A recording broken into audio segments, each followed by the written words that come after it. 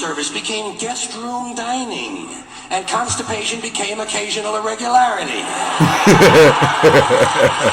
You tell me this guy wasn't firing on all processes. They wanted me to go to the hospital and see the doctor. Now they want me to go to a health maintenance organization or a wellness center to consult a healthcare delivery professional. Yeah. Poor people used to live in slums. Now the economically disadvantaged occupy substandard housing in the inner cities.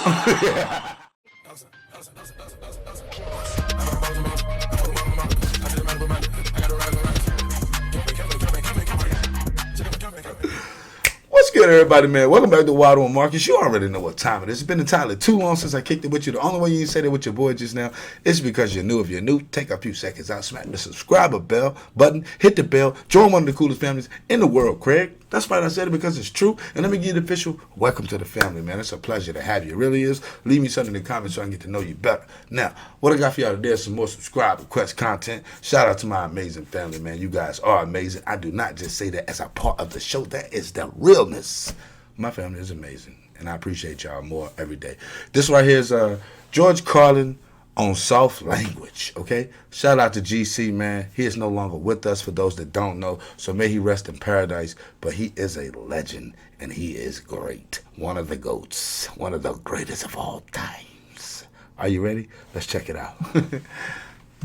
I don't like words that hide the truth. I don't like words that conceal reality. I don't like euphemisms or euphemistic language. And American English is loaded with euphemisms because Americans have a lot of trouble dealing with reality. Americans have trouble facing the truth. So they invent a kind of a soft language to protect themselves from it. And it gets worse with every generation. For some reason, it just keeps getting worse. I'll give you an example of that. There's a condition in combat. Most people know about it. It's when a fighting person's nervous system has been stressed to its absolute peak and maximum, can't take any more input. The nervous system has either snapped or is about to snap. In the First World War, that condition was called shell shock. Shell shock. Simple, honest, direct language. I think I'm still that way now. Shell shock. Almost sounds like the guns themselves. That was 70 years ago. Then a whole generation went by, and the Second World War came along, and the very same combat condition was called battle fatigue. 4 syllables now. Takes a little longer to say. Doesn't seem to hurt as much. Smart, fatigue is a nicer word than shock. Shell shock. Battle fatigue. Then we had the war in Korea in 1950. Madison Avenue was riding high by that time, and the very same combat condition was called operational exhaustion. Hey, we're up to 8 syllables now. And the humanity has been squeezed completely out of the phrase. It's totally sterile now. Operational exhaustion. Sounds like something that might happen to your car. Right. Then, of course, came the war in Vietnam, which has only been over for about 16 or 17 years. And thanks to the lies and deceit surrounding that war, I guess it's no surprise that the very same condition was called post-traumatic stress disorder. That's it, PTSD, bro. Still 8 syllables, but we've added a hyphen. And the pain is completely buried under jargon. Post-traumatic stress disorder. It's real, though. I'll bet you if we'd have still been calling it shell shock, some of those Vietnam veterans might have gotten the attention they needed at the time. I'll bet you. Damn. I ain't look at it like that, man. Wow. GC, man. GC. He said it first, man. Same thing. It's been going on. It's an ongoing thing, man. But it didn't happen. And one of the reasons is because we were using that soft language, that language that takes the life out of life. And it is a function of time. It does keep getting worse. Give you another example. Sometime during my life, toilet paper became bathroom tissue. I wasn't notified of this. No one asked me if I agreed. He said I wasn't notified of this. Paper became bathroom tissue. Sneakers became running shoes. Right. False teeth became dental appliances. Medicine became medication. Information became directory assistance. The dump became the landfill. Car crashes became automobile accidents. Partly cloudy became partly sunny. Motels became John's crazy, bro. House trailers became mobile homes. Yeah. Used cars became previously owned transportation. Room service became guest room dining. And constipation became occasional irregularity. You tell me this guy wasn't firing on all processes. They wanted me to go to the hospital and see the doctor.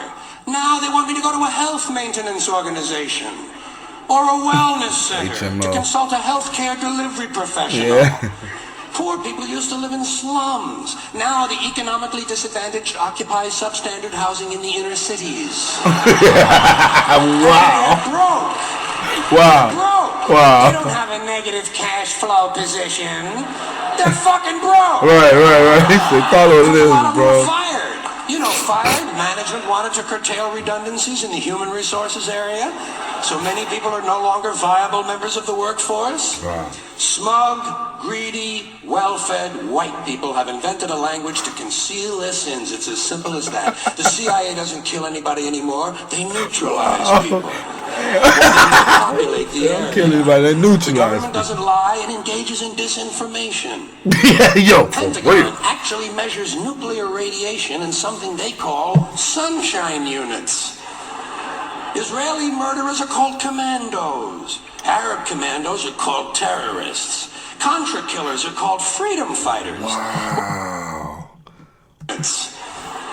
Israeli murderers are called commandos. Arab commandos are called terrorists. Contra killers are called freedom fighters. Well, if crime fighters fight crime and firefighters fight fire, what do freedom fighters fight? They never mention that part of it to us. Never mention that part. George's got questions, man. That's all. He just want to know, bro. That's all. Wanted to, you know. And some of this stuff is just silly. We all know that. Like on the airlines, they say they want a pre-board. Well, what the hell is pre-board? What does that mean? To get on before you get on? They say they're going to pre-board those passengers in need of special assistance. Cripples! Simple, honest, direct language.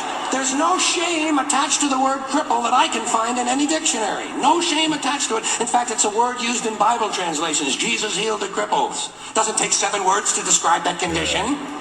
But we don't have any cripples in this country anymore. Pause for 1 second, though, fam. I think we may have got really, really sensitive over the years. A lot of this makes sense, man. I'm not to hurt anybody's feelings. I'm just saying, though, we really have got so, you know, big softies, man. Let's go.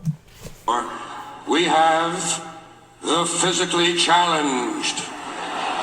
Is that a grotesque enough evasion for you? Right. How about differently abled? Yeah. I've heard them called that, differently abled. You can't even call these people handicapped anymore. They'll say, we're not handicapped, we're handy-capable. These poor people have been bullshitted by the system into believing that if you change the name of the condition, somehow you'll change the condition. Well, hey, cousin, doesn't happen. Doesn't happen. Yo, GC crazy. Well, hey, cousin. No one's blind anymore, partially sighted or visually impaired. We have no more stupid people. Everybody has a learning disorder. Or he's minimally exceptional. How would you like to be told that about your child? He's minimally exceptional. Yeah, oh, crazy. Thank God for that.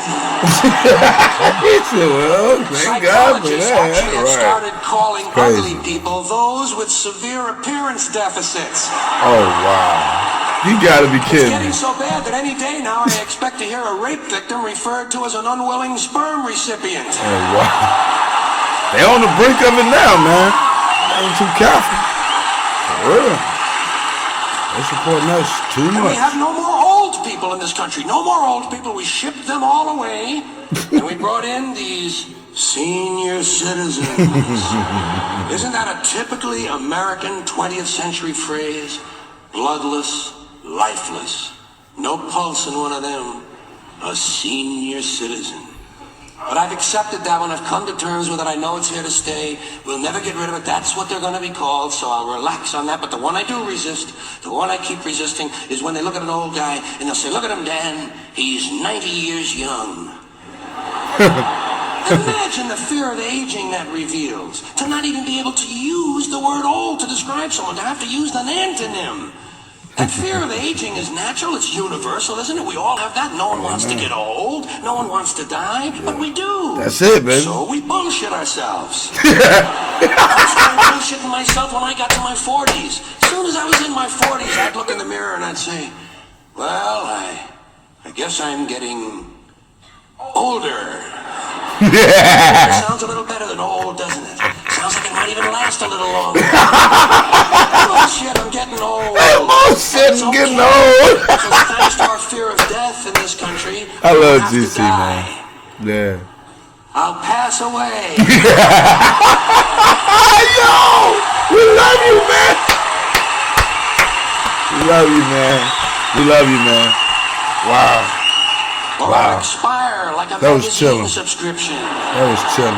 If it happens in the hospital, they'll call it a terminal episode. The insurance company will refer to it as negative patient care outcome. And if it's the result of malpractice, they'll say it was a therapeutic misadventure. I'm telling you, some of this language makes me want to vomit. Well, maybe not vomit. Makes me want to engage in an involuntary personal protein spill. Wow, man. Round of applause for one of the greats, man. Wow. I mean, I know it hurts to a lot of people out there because if you're a fan of his, you're like, man, like, we're not going to get this anymore, you know. And that's horrible, man, because I admire so much of this. Like, it's all new to me. That's what's amazing for me is that it's new to me and it's my first time getting to cover some of the content. But to those who are true fans, man, it's got to hurt, man. I know it's got to hurt to see someone so magnificent, you know, and so rare in the way that he presents his craft, no longer being able to bring that to you, man. That's got to hurt, man. That's got to hurt. Even for the toughest person, that's got to hurt, man. So I'm going to say, rest in paradise to the great George Carlin, man. We love you, man. Just know that you are you are a realist, man. This guy is something else, man. I can only imagine how you got everybody just crowded around you and just want to hear your stories in the afterlife, man. That's where I'm at with it. But anyway, man, it's the worst part of the video, family. It's the part where I got to go to get some more. I got more subscriber content to get into, and I can't wait to check it out with my amazing family. If you like this, make sure you thumb it up, pass it around, man. Share it. Share it on your Facebook, share it on your Instagram, share it on your Gmail, whatever you got to do to share it, man. Make sure you get the message across, and I appreciate you in advance, man. I love you guys. Be safe out there, and I'll see y'all soon. Yes, it's cause I'm vicious, rolling up in something new and taking all the bitches. How you get your car that tone? That shit is so prestigious. I would compliment your shit, but I would really mean it. Niggas hating on the kid, I guess it's cause I'm vicious, rolling up in something new and taking all the bitches.